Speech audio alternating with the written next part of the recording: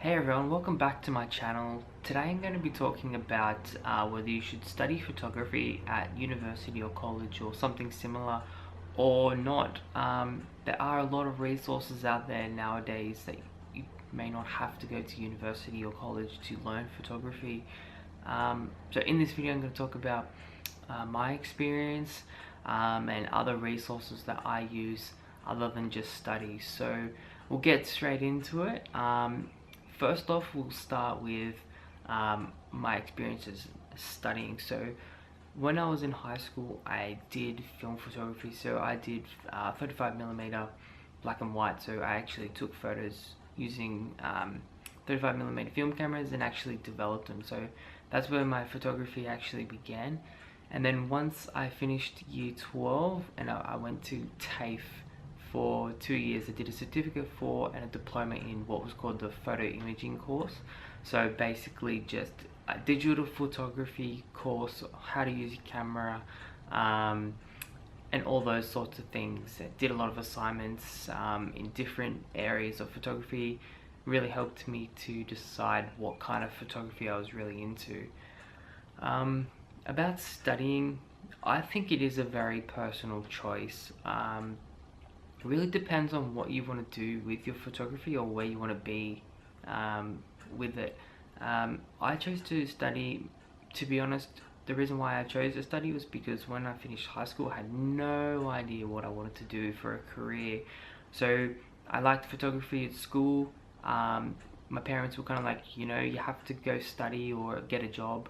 And rather than getting a job I didn't really want to do or like, I chose to go to TAFE and study photography. It was something I was interested in, so I thought I'd give it a go. It was only a 1-year course, so if I didn't like it at the end of the year, then I didn't have to do it again. In fact, I ended up loving it, and then I did the second year, so it was 2 different courses, 1 year each. So certificate 4 was 1 year, and then the diploma was another year. That was the reason why I originally started studying, just because I didn't know what I wanted to do when I finished high school. And photography was something I was interested in. I found it beneficial in many ways.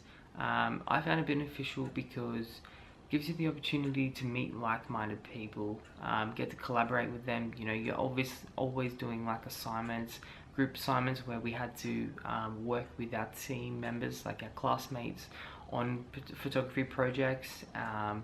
Also doing things like blogging and that, so you learn a bit more about like the online side of photography, so how to post and when you should post and how to create blogs and all that sort of thing.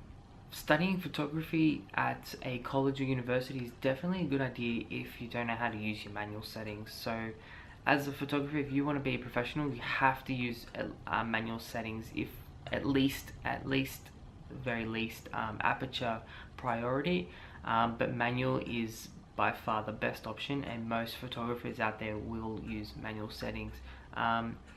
If you don't know how to use your manual settings, TAFE or college or university, whatever it is in your part of the world, definitely recommend that, because my teachers were actually photographers. So the photographers, as teachers, were teaching you, you know, things like exposure and aperture and all those sorts of things, ISO. They really help you kind of understand and how to use the technical side of photography a lot better. Like I said before, the great thing about my studying was it really helped me figure out what kind of photography I wanted to do. So from studying, I learned what I didn't want to do. Not what I wanted to do, but what I didn't want to do originally. So weddings and portraiture, families, babies, all that sort of thing, that is what I don't want to do. So studying and learning about these things, that's actually what really helped me figure out what I wanted to do, figure out that I wanted to do like landscapes and animals and travel and outdoorsy sort of stuff. It kind of pushed me away from families and that, and weddings. Like, I know that is where the majority of the money is in photography, if you're starting out, is weddings and that, but the courses that I did definitely steered me away from them, and I really found a passion for outdoors, landscapes and documentary sort of style as well. if you are going to study at university or college, um, you probably learn more outside of the actual study area, out of the actual campus. So I learned um, most of the things I know from actually getting out there and experimenting. So on weekends, going out to like a waterfall or like a really cool landscape location and actually taking photos, like experimenting. That's where you're going to get better as an actual photographer. So you can be taught all the essentials on how to use aperture and ISO and shutter speed and how to use a tripod correctly and all that sort of thing. But the only way you're actually going to learn photography properly and master it correctly is if you actually go out of your way and experiment outside of the classroom. So yes, studying is great for learning all the basics and learning how to use your camera, but you have to actually get out of the house and get out of the classroom and do a lot of work yourself. Experiment, find the things that you do like. If you like weddings and that, definitely contact other photographers and second shoot for them. See if you can just go along and tag, shadow them for a day. If you're into landscape photography, go out with your tripod, sunrise or sunset, take some shots. Like, you have to experiment with the different things. Like I said before, TAFE really got me to steer away from weddings and portraiture and that sort of thing, because I did those sorts of things. So we had like TAFE excursions, and we had like this we at TAFE our teachers organized like a fake wedding kind of day for us, where we had a bride model and grooms that were all models, and we did like wedding, like a fake, like a mock wedding for them, and we took photos. And that day really showed me why I didn't want to do wedding photography. And then with that, I also did like a lot of portraiture and family shoots at TAFE, and also on the weekends for families and things like that, just to build my portfolio, and also for assignments, and those sorts of things also made me not want to do them. So that's the reason why I didn't want it. So experimenting definitely gets you gets you to find out what you actually are passionate about in photography. Another thing that I didn't really learn, that was a bit disappointing with my course, was the actual business of photography. So yes, we did like the blogging and the how to create basic websites and social media and all that sort of thing, but we didn't actually do like the business of photography. So how to set up a business properly, with like tax and business name and a business plan, and making strategies for how to build your business brand and your personal brand. I never really learned that, so that's something that I still struggle with today with my own photography business, just because I never really learned that from anyone. They taught us the basics, but it's nothing that nothing that I've been able to apply too much into depth in my business. So I'm still learning on that front as well. There are so many alternatives to actually going to a college or to a campus and studying these days. Like, online, there is just so many free resources. You can download free ebooks from basically every photographer on the internet nowadays. A lot of photographers have workshops. Another one, like I said just before, contact other photographers if you're interested in wedding photography or portraiture. See if you can just tag along, shout at them, see what they do, see how they interact with people. That is great education. Workshops for landscape photography, so there's so many of them out there nowadays, and that you always see them sold out. So to learn from people that have actually got that experience, that know what they're doing, that's really good to learn.